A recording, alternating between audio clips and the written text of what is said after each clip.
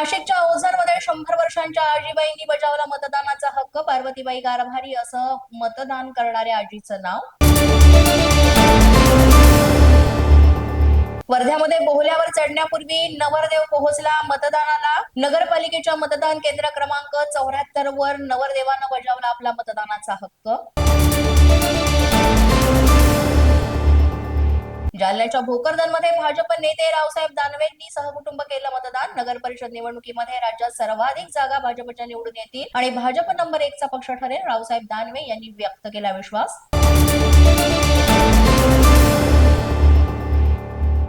धाराशिव मधील उमरग्याचे ठाकरेंच्या शिवसेनेचे आमदार प्रवीण स्वामी यांनी सहकुटुंब बजावला मतदानाचा हक्क. उमरगा ठाकरेंच्या शिवसेनेच्या उमेदवाराविरोधात शिंदेच्या शिवसेनेचा आणि भाजपचा स्वतंत्र उमेदवार.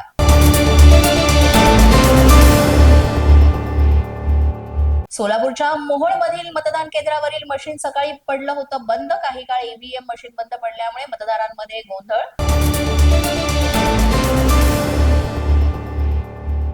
हिंगोलीतील गणेशवाडी मतदान केंद्रात तांत्रिक अडचणींमुळे काही काळ मतदान यंत्र होतं बंद. मतदान केंद्रातील अडचण दूर झाल्यानंतर मतदान प्रक्रियेला पुन्हा झाली सुरुवात.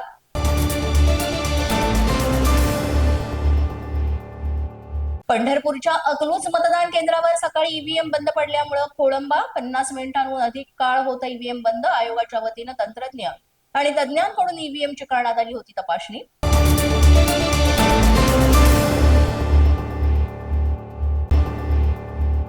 नाशिकच्या भोगूर नगर परिषद निवडणुकीमध्ये गोंधळ. मतदार यादीमध्ये उमेदवाराचंच नाव सापडत नसल्यानं गोंधळ. शिवसेनेच्या शांता गायकवाड असं यांचं नाव नसल्याचा समोर. मतदान केंद्रावर पोलीस आयुक्त संदीप कर्णिक यांची पाहणी.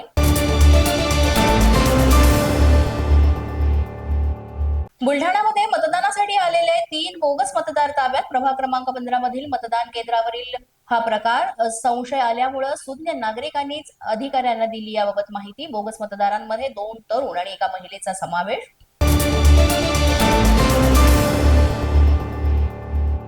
बुलढाण्याच्या खामगाव शहरातील मेहबूबनगर मध्ये पैसे वाटप. मतदारांना पैसे वाटताना 50,000ची रोकड जप्त. निवडणूक आयोगाच्या भरारी पथकाची कामगिरी. पैसे वाटप करणारे संबंधित 3 व्यक्ती मात्र सध्या फरार. पोलीस माझा न्यूजच्या बातमीपत्रात आज इतकंच. तुम्हाला आमचं बातमीपत्र कसं वाटतंय याबाबत अवश्य अभिप्राय कळवा. यासाठी पोलीस माझा न्यूजचं युट्यूब चॅनल सबस्क्राईब करा. तसंच आमचं फेसबुक, इंस्टाग्राम आणि ट्विटर अकाउंट फॉलो करा. अधिक माहितीसाठी आमच्या www.policemazhanews.com या वेबसाईटला भेट द्या. आमचे अधिकृत प्रतिनिधी व्हायचं असेल तर स्क्रीनवर दिलेल्या क्रमांकांवर आजच संपर्क साधा. आजच्या बातमीपत्रात इतकंच. पुन्हा भेटूया पुढील बातमीपत्रात. तोपर्यंत पाहत रहा पोलीस माझा न्यूज.